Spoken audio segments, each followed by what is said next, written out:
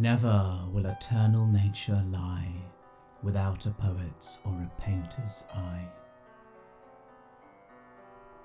When the stench of city leaves me poor, the rain-glossed spinner's web and petrichor bathe me in bliss. The tune of unknown birds lift my thoughts to heaven and the words of perfect poetry. The ceaseless flow of the immortal stream, and then the glow of daffodils kissing the waterside, where pygmy fishes feed and quickly hide when they spy my human form.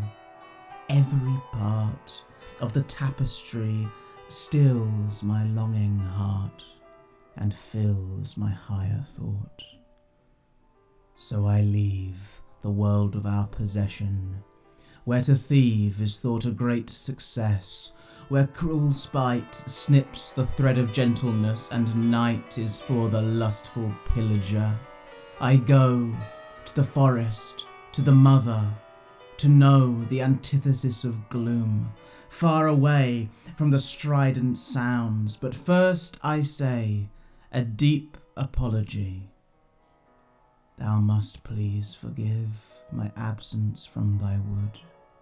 I need to live through busy streets and sentences of din, but hold thy beauty in the mind within, until it fades beneath the drudge of common day, when I return to feel again the sway of thy eternal song.